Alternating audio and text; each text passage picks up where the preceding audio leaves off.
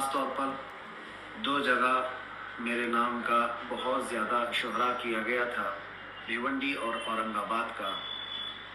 और भिवंडी से जनाब वारिस पठान साहब और औरंगाबाद से जनाब इम्तियाज़ जलील साहब, इन्होंने बहुत ज़ोर और शोर से मेरे नाम का ऐलान भी किया और बहुत सारी मोहब्बतों का इजहार भी किया। अल्लाह तबारक व तआला आपकी मोहब्बतों का सिला अता फरमाए। टीवी बताता हूँ क्या है, पूरी बात बोलूँगा। है बहुत कुछ है अभी बताने को बाकी है, सुन के जाना। पूरा पैगाम सुना रहा हूँ, पूरा पैगाम सुना रहा हूँ। हज़ारी साहब के बारे में बता रहा हूँ, पूरा पैगाम आपको सुनाऊंगा, सुन के जाना। वक्त भी बताएंगे।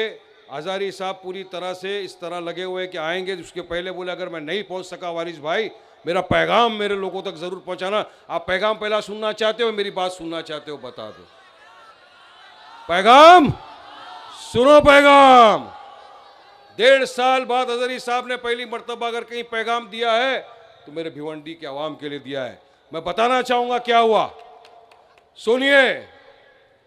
वारिस पठान कभी झूठ नहीं बोलता, सच्ची बात बताता हूं सबके सामने।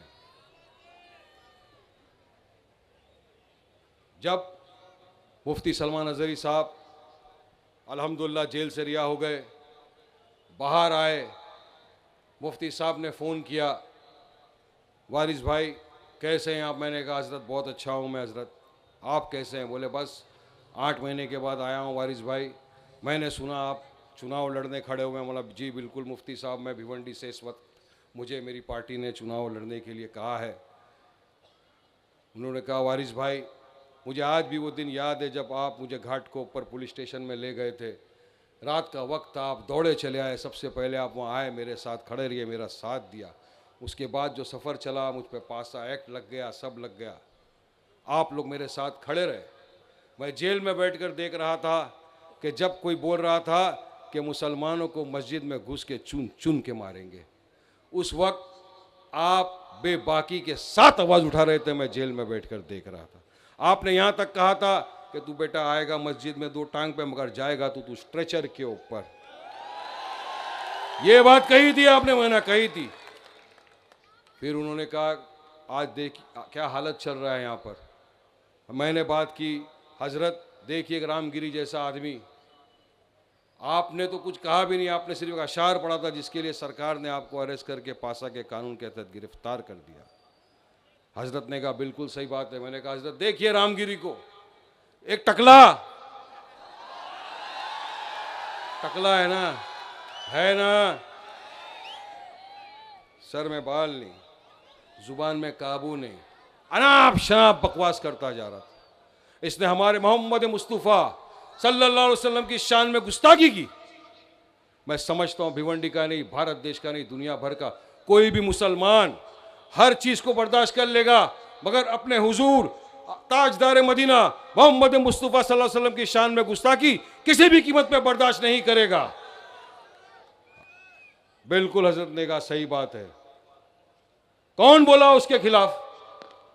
किसने रोकने की हरकत की उसकी जुबान को? मैंने कहा हजरत आप तो देख रहे थे, पेपर पढ़ रहे थे, सब देख रहे थे। बोले बिल्कुल वारिस भाई, नमूस रिसालत के ऊपर आप लोग खड़े हुए, आप और इम्तियाज भाई खड़े हुए, आप निकले औरंगाबाद से रैली लेकर, आप गए वहां तक, आपने कहा कि इसको अरेस्ट करिए, आपने कहा कि मुफ्ती सलमान अज़हरी को जेल से रिहा करिए, सबसे पहले आपने ये बात करी थी जाकर वहां पर। मैंने कहा हजरत बात बिल्कुल सही है, क्या ये तो मेरा कोई फर्ज है, हमारा फर्ज है, हम भी मोमिन मुसलमान है, पक्के सच्चे मुसलमान है। हुजूर की शान में गुस्ताखी तो वारिस पठान किसी भी कीमत पे बर्दाश्त नहीं करेगा। मैं हुजूर का चाहने वाला हूं, सियासत की कुर्सी को 10 मरतबा लात मार देगा वारिस भाई जहां मेरे हुजूर की बात है। मेरे नबी की शान की गुस्ताखी के लिए अगर वारिस पठान को फांसी पे चढ़ना पड़ा, खुशी खुशी चढ़ जाएगा इंशाअल्लाह ताला, कोई गम नहीं, कोई डर नहीं रहेगा। बात हुई, आपने कहा ठीक है वारिस भाई, मैं आऊँगा एक दिन भिवंडी इंशाअल्लाह ताला। मैंने कहा आइए हजरत, लेकिन सुप्रीम कोर्ट से बेल पे हूँ, बयान तो नहीं कर सकूँगा, बयान नहीं कर सकता, बहुत सारी रिस्ट्रिक्शन लगी हुई है, ये हुआ है। मैंने कहा हजरत दुआओं से नवाज दीजिए, दुआ देने आ जाइए। बोले ठीक है। मुझे इम्तियाज़ भाई से भी मेरी बात हुई, उन्होंने भी मुझसे कहा था कि हजरत आप दुआएं देने आइए। हमने यकीन मानिए पूरी तरह से हर चीज़ की परमिशन ली। हमने कहा हजरत आएंगे, 2 मिनट, ज्यादा वक्त नहीं लेंगे, दुआ करके चले जाएंगे। वारिस पठान भी स्टेज पर नहीं बैठेगा, कोई नहीं बैठेगा, सिर्फ उलेमाए कराम बैठेंगे, हजरत बैठेंगे, वारिस पठान नीचे बैठेगा। मैं सियासती मंच नहीं बनाना चाहता, मैं इस मंच को सियासती मंच नहीं बनाना चाहता था। मैं चाहता था कि एक मुफ्ती, एक उलेमा जिसके कदमों में बैठकर वारिस पठान ने इस्लाम को जाना, मुसलमान के हक को जाना, मैं नहीं चाहता हूं किसी सियासत के स्टेज के ऊपर बैठे। हमने कोई बैनर नहीं लगाया, कुछ नहीं लगाया, आप तमाम ने देखा था। हजरत ने कहा ठीक है, बिल्कुल इंशाअल्लाह ताला।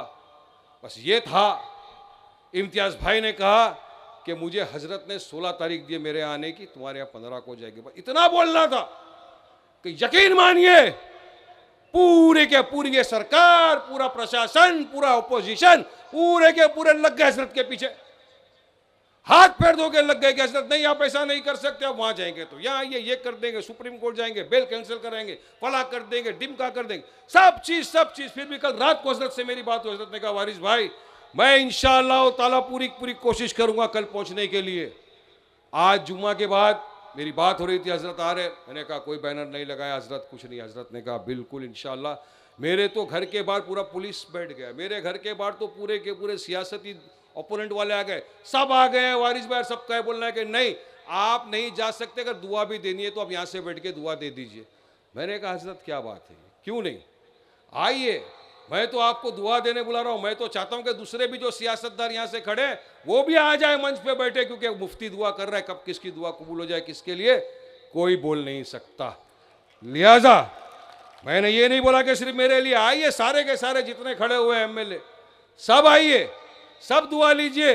जनता जनार्दन है, जनता के दिल में जिसके लिए मोहब्बत आएगी जनता उसको चुन के ऐवान असेंबली में भेजेगी। लोगों को लगेगा, जनता को लगेगा कि हमको चुन के इसको ऐवान असेंबली में भेजना है तो जनता उसी को भेजेगी। आप आइए। मुफ्ती साहब ने कहा निकल नहीं सक रहा हूं यहां से, इतने सारे लोग जमा हो गए। शाम तक का मुफ्ती साहब ने कहा अब अगर मैं आ गया वारिस भाई तो मेरी बेल भी कैंसिल हो सकती है, सुप्रीम कोर्ट ने बेल दिया है। मैं कहा हजरत अगर इस बात पे आपकी बात आ जाती है, मैंने सबसे मशवरा किया तो हजरत आप यकीनन अगर कोई चीज आपके खिलाफ जा रही है तो वारिस पठान या कोई भी एमएलए बन रहा है कोई भी उसमें हाथ नहीं डालेगा। आपकी सेफ्टी आपकी बहुत जरूरत है, कौम मिल्लत को आपकी आवाज की बहुत जरूरत है, कौम मिल्लत को आपकी दुआओं की बहुत जरूरत है। मैं कहा मैं तो चला जाऊंगा स्टेज पे, मेरा तो एमआईएम का मैं स्टेज लगाकर हजरत शुरू कर दूंगा, मेरी बात लोग आएंगे मिलने, मोहब्बत करते हैं मुझसे आएंगे मिलने। हजरत ने कहा नहीं वारिस भाई मैं अगर नहीं आ सकते हैं, मुझे नहीं निकलने दे रहे तो भिवंडी वालों को मेरा पैगाम जरूर पहुंचा देना वारिस भाई। मैंने कहा ठीक है हजरत, आपका हुक्म का गुलाम है वारिस पठान, आप जो बोलेंगे मैं करूंगा। हजरत ने आप तमाम के लिए, तमाम देशवासियों के लिए एक पैगाम भेजा है।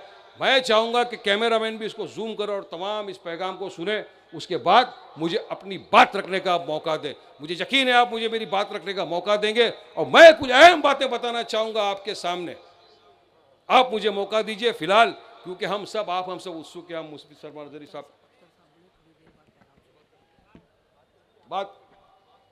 बात कर लेते, फिर पैगाम सुनाता हूं आपको। ये पैगाम बहुत अहम पैगाम है तमाम के लिए। ये पैगाम उन लोगों के लिए भी है जो हुजूर की शान में गुस्ताखी हो गई तो खामोश लेके बैठे थे। ये उनके लिए भी है जो दूरदर्शन का टीवी लेके घूम रहे हैं ना अपने बीच में, डब्बा टीवी चल रहा है ना, पीले झंडे, 15 साल मेयर थे ना, फिर ये भिवंडी के रास्तों की हालत ऐसा क्यों है? तबाह बर्बाद कर दिया इन्होंने भिवंडी को।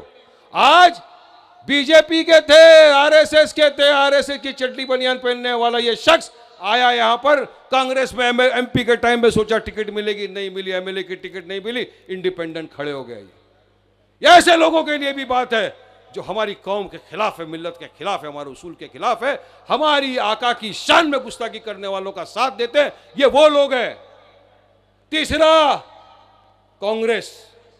ये कांग्रेस पार्टी की मैं आपको हकीकत बताना चाहूंगा मेरे दोस्तों, बुजुर्गों, अजीज साथियों। 70 बरस कांग्रेस ने यहां पे राज किया सत्ता में। 90% मुसलमानों के वोट चाहिए इनको, 90%। पिछली लोकसभा चुनाव आया, महाराष्ट्र में 48 सीटें थी, 48 सीटों में एक भी मुसलमान को कांग्रेस से टिकट नहीं दिया, एक को भी नहीं दिया टिकट। क्यों भाई? क्या मुसलमान इस लायक नहीं कि इक्तिदार में आए? क्या मुसलमान इस लायक नहीं कि अपना रिप्रेजेंटेशन कर सके? नहीं दिया उन्होंने किसी को टिकट। 18 एमएलसी है, 18 में एक भी मुसलमान एमएलसी नहीं है आज की तारीख में महाराष्ट्र में। कौन है इसका जवाबदार?